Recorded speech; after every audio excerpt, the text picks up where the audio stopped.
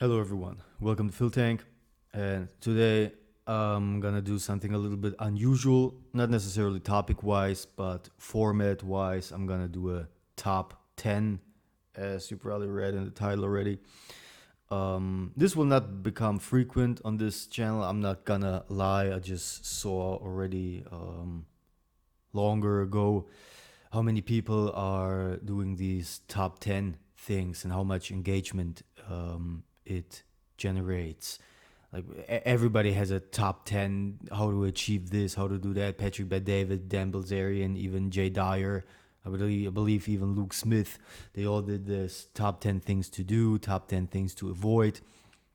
Now, I'm not trying to be a role model here. I'm not Mr. Role Model. I just try to figure all this shit out by myself too. And I just try to help as many people as I possibly can on the way. This is where I started this project, this Rumble, this video project thing, and also to create something. However, let's just get into this. Or maybe beforehand, the topics that I'm gonna talk about. So it's all about getting the maximum out of your life quality, especially in this world nowadays that is diminishing everything positive and all effort and all discipline and amplifying all negativity and hatred and perversion. It's all about getting a maximum of quality of life out there, because sometimes you walk around and you ask yourself, why the fuck do you even exist? And I don't mean in a nihilistic way or in a suicidal, depressed, anxious, whatever way. It's just sometimes you got these thoughts. What's this whole gist here? But the thing is that God's universe, His creation, has to be experienced with a conscious mind, and this is why we are here. And I think one of the biggest faults is to waste your time and not to get the maximum out of your time. And this comes from somebody who has wasted years by smoking weed and being unproductive. And I don't try to compensate for it now because I got my shit together in the past 2 years.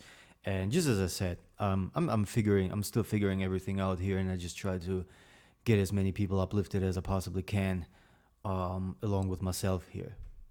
Just to give you a short overview about the 10 points that we are going to talk about now. Some of the points will overlap, but and yeah, a lot of the topics are basically what I already repeated in prior videos. I will always talk about movement and avoiding unhealthy food and all that stuff, and the importance of movement and the different kinds of movement, which gets us into the first point: movement. Yeah, I like the trend that fitness, weightlifting, combat sports, that all this stuff is sort of more popular now than it has been maybe half a decade ago. That people start working out, people start going to the gyms, people start moving. I already said in previous videos that there is an effort going on to detach us as spiritual beings from our physical bodies, because these bodies are our vehicles, our biological spacesuits, and they're just insane, robust, and reliable, and great working, perfect biological machines that we have been gifted to experience this third dimensional realm here. And I'm not gonna go into the point that I don't believe in evolution, and obviously we have been created because we are just so radically different from everything else in our environment, and we just so radically different in our behaviors, and our physical abilities and our mental capacities and abilities than everything else on this planet.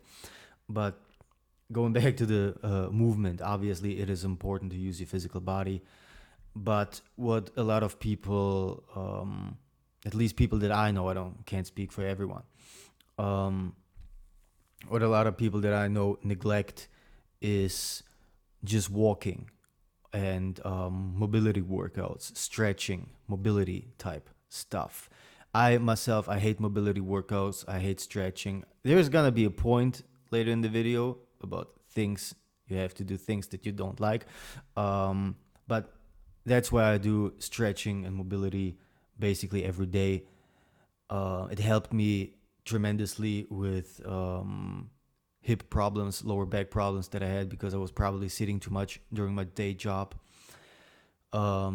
It's just not only important as a warm up before your workout. A good stretching routine is also important after your workout, especially after an intense workout, because you really stretch out the muscle fibers, which helps your body to improve the blood flow there, which improves recovery and also the removal of waste products that are deep in your muscle tissues.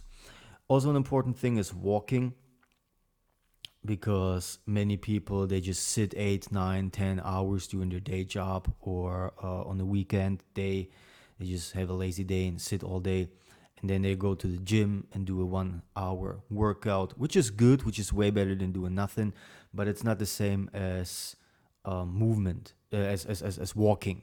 Walking has also a calming psychological effect on you. There are studies that just having 4 30-minute walks. Once again, I'm not Mr. Study right here, but for the people that need the extra proof, there are studies out there. I can't name them, but I heard of them.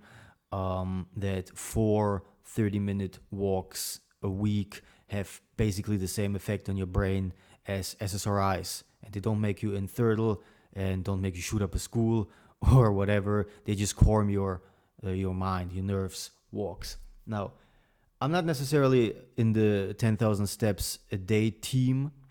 I don't think it's bad to walk 10,000 steps a day, but I just want you to know where this whole thing comes from.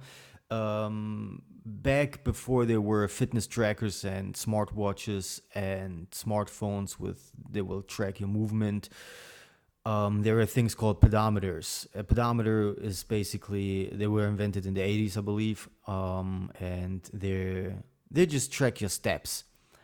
And they were invented by a Japanese company, and nobody was interested in the thing that tracks your steps. Everybody is, what the fuck should I know how many steps I walked at the end of the day?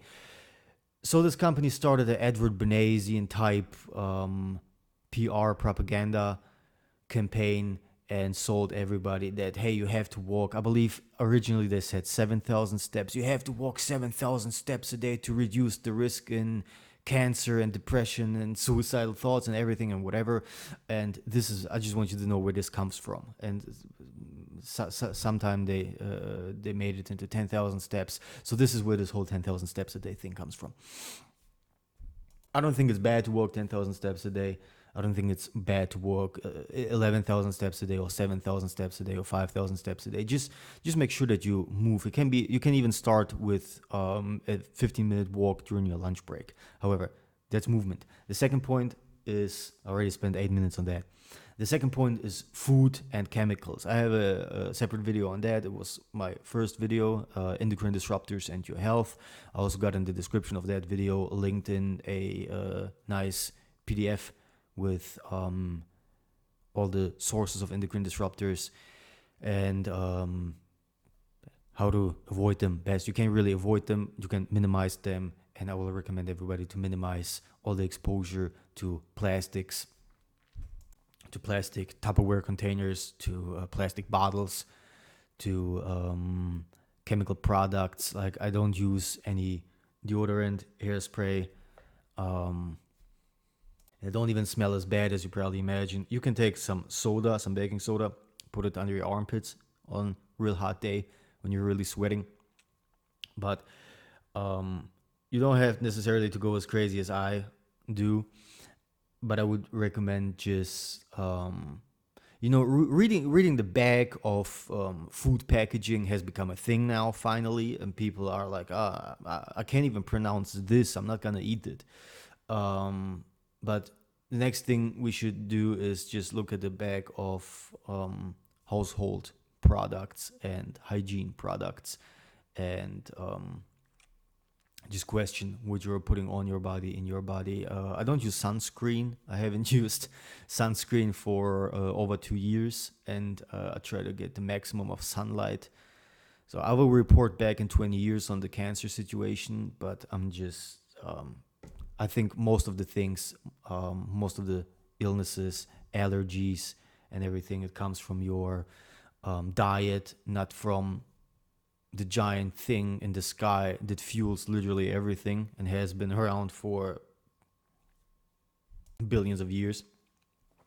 Um, so I just try to. There's tons of stuff out there. I'm gonna cut myself short. Whole foods. I eat mainly whole foods. If I buy a piece of meat, I know it's a piece of meat. I'm not gonna go into different types of meat, organic meat, to buy it locally and all that stuff. If I buy an egg, I know it's an egg. If I buy a tomato, I know it's a tomato. I try to avoid things that got multiple ingredients in there. There's also this trend of protein bars. I think protein bars are the definition of goy slop, because I recently, after work, I was in a hurry. I had an appointment, and I just went to the store. I bought 2 protein bars, and that was my dinner for the day, because I was in a hurry. I had these 2 protein bars, and I didn't even look at the ingredients. I don't have to, but the packaging is, the marketing nowadays is the more protein, the better. You gotta eat the equivalent of 5 chickens a day. Um, but yeah, I don't have to look in the ingredients to know that something with caramel, coconut, soybean flavor is probably not good for me. Don't matter how much protein is in there. So I think there's also a lot of quote unquote fitness food out there that you should probably avoid. Now, what I love to do, I eat hard boiled eggs for breakfast every day. Sometimes on weekends when I got more time, I cut some vegetables with them. I have like fresh tomatoes, onions, cucumbers, and 5 hard-boiled eggs. I've been eating 5 hard-boiled eggs for over 2 years now, every day, and I get blood work done every year, and my cholesterol is totally fine. Eat steaks, red meat, get carbs, good carbs, buckwheat. I always say buckwheat. Buckwheat is underrated. I don't know what people talk more about buckwheat. It also has a lot of fiber in there. You can eat buckwheat every single day of the week, and you won't get any digestive problems like some people get when they eat too much plain white rice. Buckwheat is Russian military food, man. You eat it. Quinoa is great. Whole grain products, healthy fats, salmon. Avoid things from cans. I love beans. I do a ground beef, quinoa, vegetable meal every weekend. This is what I eat every weekend. It's just ground beef and vegetables fried in a cast iron pan. Just boil a big portion of quinoa. Just mix it all together. Put some black beans in there. But try avoid things from cans, because they are also full of endocrine disruptors. They raise your estrogen, and soy products, they raise your estrogen. And this is when people really go mad, when their testosterone is high and their estrogen is high. This is when people really go insane and cuckoo. This is why people on TRT should consult with a doctor. I'm not the biggest fan of doctors, but if you just do TRT and you don't take the estrogen blockers, and your estrogen is high and your testosterone is high, because excess testosterone is converted into estrogen, this is when people really get mad. This is when people, I don't mean like roid rage, but this is when things just get weird. Point 3 is create. This is what I'm doing right now. Even if probably just 15 people are ever gonna listen to this, I'm creating something right now. I'm spending my time with something valuable. I'm not consuming. I think this is one of the most important things ever. Find a skill that you can do. Find something that you can create. Whether it's just writing something and publishing it, whether it's just doing silly little videos and podcasts and publishing them. We have so many options right now in this time. This technology that is obviously straight out of hell. Maybe this is a topic for a different video. But I don't necessarily think that the people are ready to talk about this, about technology out of hell, Kabbalah magic, ones and zeros. But you can utilize this technology that is mostly being used against you to promote gambling and pornography, and you can create something with it. You can start a business with your phone. You can reach people. You can do something good. You can start, I don't know. It doesn't have to be something big. It can be something local. Matter of fact, it has to be something local, because on the local level, this is where all the real changes start that will affect more people. You don't have to move the world. You don't have to reach out to the world. It's already enough to reach out to your neighborhood and the town that you live in. If you got other skills, I don't know, you're good with cars, you're good at carpeting, whatever, bingo.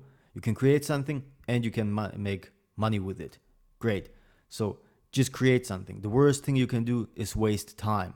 Sure, everybody has days off. I don't really believe in the concept of a day off. I try to do something every day, and I'm not Mr. Competitive. I do shit every day.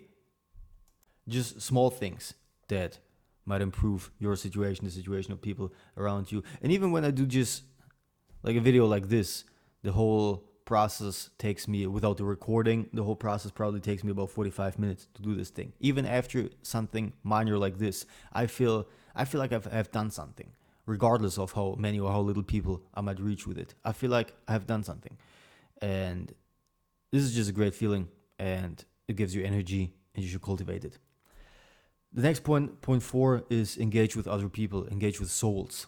This is this is sad.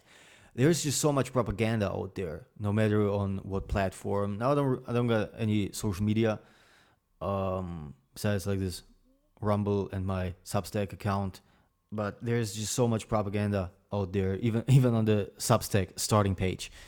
For example, there's so much propaganda out there on this group of people is evil, every man is a rapist, and it goes both directions. It comes from all the political spectrums, and there are obviously people out there. There's more than enough people out there who are actually stupid and they buy into this whole thing, and they're just golems. So they're spreading this half-digested talking points that they picked up somewhere without a single own thought and a single own critical thought.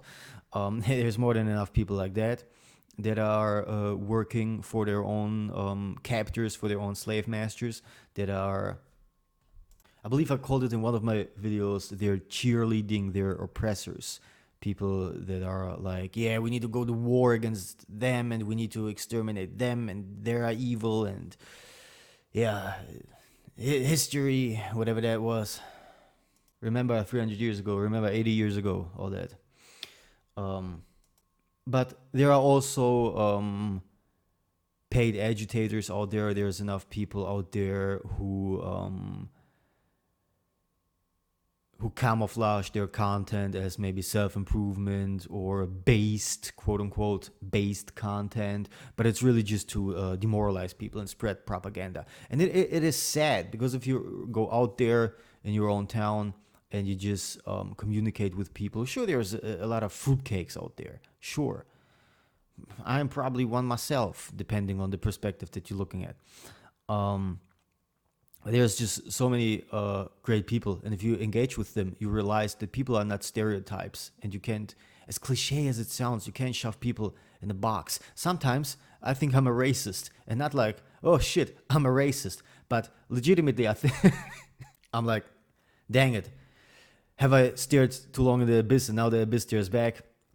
I'm a racist. And then I hang out with people from my gym, from a local MMA gym, and there's people just from all kinds of the world, and then I just have like a 15-minute talk with these guys, not even, probably just a 5-minute talk with these guys, and I'm like, damn, these people are fucking awesome. These guys are actually some chill dudes, and this is the antidote to all hatred and all negativity and all the poisonous propaganda, the poisonous anti-human slop that is spread out there. It's just to meet with people and talk to people. But you know, we see what happened to Charlie Kirk. He just talked to people and then, well, you know. While we're talking about talking to people, point 5 is doing things you don't like / scared of. Nothing good will ever happen to you if you don't feel fear. And being brave, being courageous, doesn't mean that you don't feel fear. Being brave means you feel the fear, but you still act. The fear doesn't immobilizes you. Doing things you don't like. I mentioned it can be something small. I mentioned stretching and mobility workouts, especially in the morning. It's uncomfortable. I don't like it. It's annoying, but I do it and I feel better after that. And this is the weird thing about human nature, or just the nature of everything of this realm, that the things that feel good in the beginning, drinking, pornography, wasting your whole day playing video games, it might feel good in the moment, but it will have a crash. Just like every high, it will let you crash, and you will feel regret, probably even loathing against yourself. It's the things that we don't like and the things that we are scared of, like having a confrontation, talking about a problem, doing a workout, taking a cold shower, just taking some time to get your thoughts in order and create something. Sit down and do something. It's these things that reward us afterwards. Now, I don't know the whole psychological, neuropsychological science in there. This is probably something that you should listen to Andrew Huberman to. But I know that it's the beginning that is always the hardest.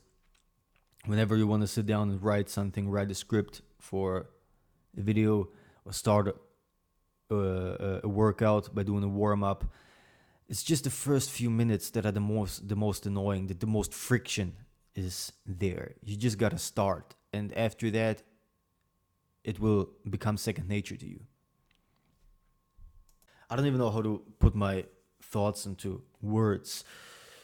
You just have to do the beginning. You just have to start. This is when the most friction is. Once you have overcome that friction in the beginning, whatever it is it starting your own business, or working on an idea that you had years ago, or maybe just going for a run, going for a walk, talking to somebody.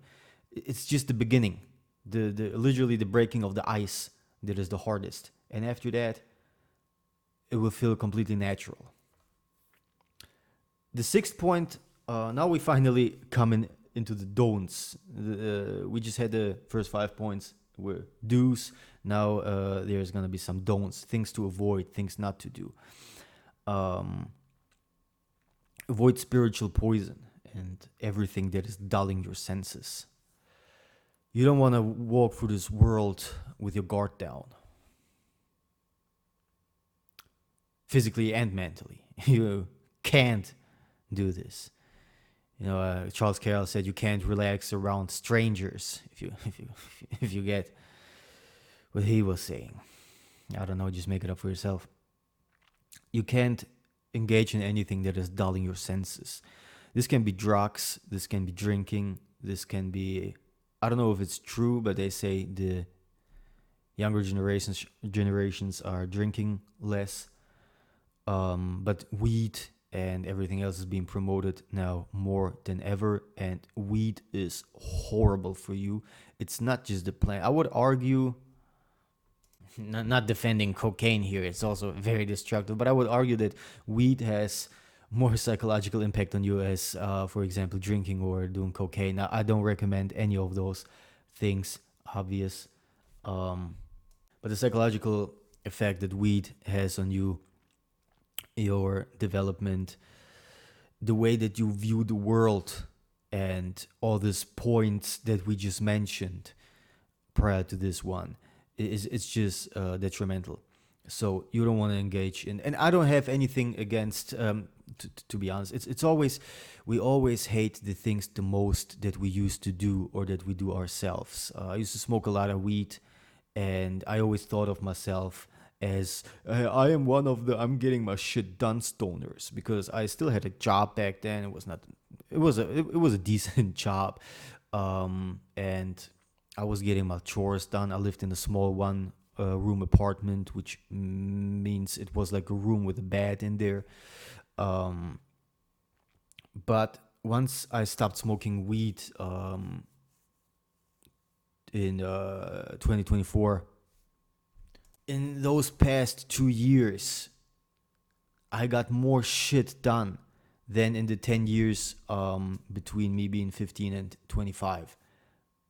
Now, this probably also has a little bit to do with the fact that the older you get, the older you get, the more opportunities come your way, and the more you can decide for yourself what to do, what not to do, and what you actually want. You figure that shit out. But weed is just standing in the way. Drugs in generally, but I'm just referring to weed, especially here, is standing in the way of all these things. So drinking also. You start drinking in the morning, you obviously won't get fucking shit done. And then there's this risk of always fucking up. There's always gonna come a moment where you're gonna mess up big time. Either you're gonna be called drunk driving, you're gonna lose your license, you won't be able to drive to work, you're gonna lose your job, whatever. You're gonna get too drunk, you're gonna call your job, call your boss, call him an asshole, things like that. Never happened to me, but this is just the risk that you always carry when you engage in things like that. They also lower your vibrations. Obviously, you get drunk the next day, your vibe is fucked up. You do any other substances, they're always gonna drag you down. I don't care about hey, I just, if I smoke weed, I just take a nap and then I eat and then I feel. No, you don't feel. No, you don't feel like normal. You don't feel normal. You don't even know what normal is. Your brain is clouded. Get a grip. Get off of that shit. Now, dulling your senses can also be engaging in too much technology. Once again, not going Ted Kaczynski here, but just consuming too much content, just not being left alone with the thoughts and the silence that should exist in your head. Listening to a podcast while you're cooking, listening to music while you're cleaning the house, doing this in the car, doing that, listening to that. You're just engaging in everything. And the fear of missing out, like it doesn't even have to be social media. What I found out for myself, I'm interested in history, politics, geopolitics, and sometimes I'm checking like I caught myself checking like 3 times a day on the thing. Like, for example, when this whole Iran situation popped off, I was like reading up news like 3 times a day. I was reading up, is there something new in the Iran? What is the Strait of Hormuz doing? Whatever the fuck. This shit serves you no purpose. Even if you're interested in that, it gets obsessive. Things get obsessive, and even things like that, like reading up too much on the news, engaging too much with that, can hinder you. Let alone the fear and the propaganda that is being spread by those things. So, just to cut it short, your parents were right. My parents were right. Drugs are retarded. The ironic thing is, I stopped smoking weed in the year that it got legalized in the country that I am at, and it had nothing to do with that. I already quit like half a year before it got legalized. You always have to keep in mind that a population that is dulled is easier to control. You work 40 weeks for 40 hours a week. You don't move. You eat protein bars. You don't get sunlight, you know, and then you get drunk and smoke weed, and everything is fine. You know, you're relaxed. You got your favorite show on. You turn on the TV. They show you some tits. You got your weed, and everything is fine. Meanwhile, you're missing out on real life. So what's the next point? 7 ties in nicely into this point. The weight of the world. Don't let the weight of the world bring you down. This is something that the Bible already taught us. A lot of philosophies talk about that, especially nowadays that we are connected every day, that we can compare ourselves to random people in the world through social media. You can compare yourself to some Indian guy. You can compare yourself to Pakistani Andrew Tate or whatever. And separated from that, there's the news out there. I don't know if you guys remember GTA 4. Remember the news in GTA 4, and it was always the headlines were, "It's time to panic. It's time to fear." This is basically what the news is. It's hate these people, and obviously white people are evil, and all men are rapists. Be scared. Don't get a partner today because it's too dangerous. Either he gonna rape you, or if you're a guy, she gonna accuse you of rape. It's too dangerous. Don't get a partner. Don't get kids. have some weed and pornography. The world is about to collapse. We're free. There's all these people talking about we're free. Even Alex Jones back then, when he had his show, his headlines were like "What we're free, watch." And I don't take anyone serious who talks like that. I don't believe anyone who talks like that. Everybody who talks like that has an agenda, and it's obviously against you. Not shitting on Alex Jones here. It's actually sad that they took his show away, and he said a lot of things that were true, but just at this point, I don't take anyone serious who comes in my face with we're free and it's time to panic and they're gonna kill you, and at the same time he's not talking about the genocide, the chemical and biological and spiritual warfare that is obviously conducted on you and me and our youth. Just try to disengage. Never compare yourself to anyone else. This is what my coach at my MMA gym said. Don't compare yourself to others, because there's no purpose in that. Work on yourself. Keep it for yourself. There are no defeats, just opportunities to learn. And don't compare yourself to others. And don't let the weight of this world bring you down, because this world is designed to bring you down. I mean, yeah, we got AI and supercomputers, but then you're stuck in the traffic. And don't be mad in traffic, please. I used to be an angry driver. Don't do that. This is the most retarded thing that you can do. Being trapped in a metal box, yelling at other people trapped in a metal box. This is the most fucking retarded thing that you can do. And then there's people that are actually, they got some pride in the fact that they are an aggressive driver. They're like, oh man, these people, they're just driving so slow, and the green line turned off. The green light would turn off. They were still standing there. Don't do that. That's fucking goy behavior. I have to rush through the last 3 points. There are pretty short points, overlap each other. Number 8 is help other people. Ties kind of in with engage with other souls, engage with other people. You don't necessarily have to engage with other people to help them. You can help your people locally. You can just try to be a decent, fucking human being. Try to be try to be a decent friend, colleague, listener, husband, brother, whatever. There's a greater purpose and a greater sense that you find in helping others, even if it's just on a local level, donating old clothes, helping out in the soup kitchen.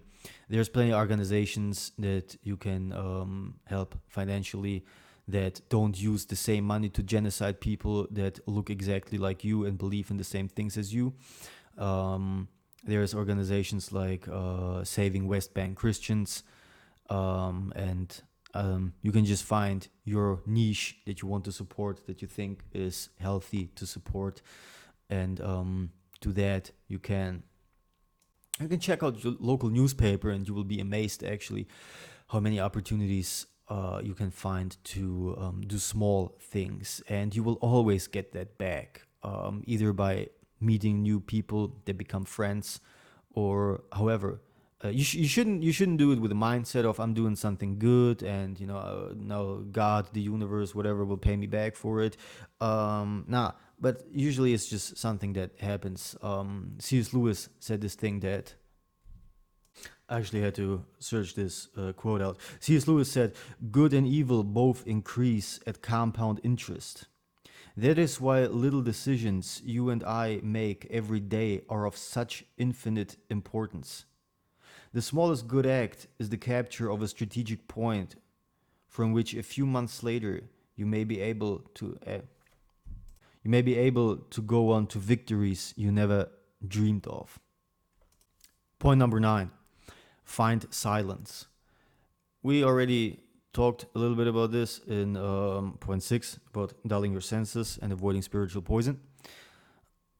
Just find some time to decompress. It can be, I'm not anymore, I practice meditation. I was back when I was trying to figure it out. I was into meditation and lucid dreaming and all that stuff. Now it all just rubs me the wrong way, and I don't really like it. I don't think it's especially like this, like transcendental meditation and all this stuff. I don't think it's made for the Western man. I don't think it's made for the Western mind. However, if it serves purpose, if it serves good for you, but just find moments of silence to decompress. It can be just once a week. It can be every evening. It can be reading a book. It can be just decouple from your thoughts. Just I catch myself every night before I pray, before I go to bed, that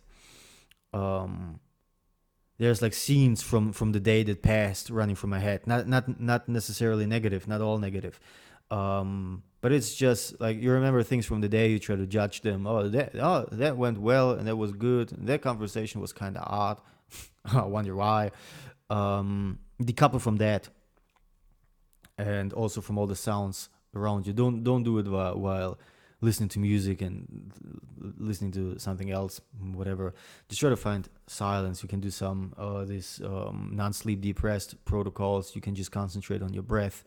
You can just do this thing, practicing mindfulness, which you can do that, but just try to don't get too extreme about it. There's some people that I know got too extreme about meditation, or some nitwits like that Yuval Harari that is practicing like 5 hours of transcendental meditation every day, that transhumanist freak. But just try to find regularly some time to center yourself and just be present in the moment and realize that this is, according to your perception, the center of the universe.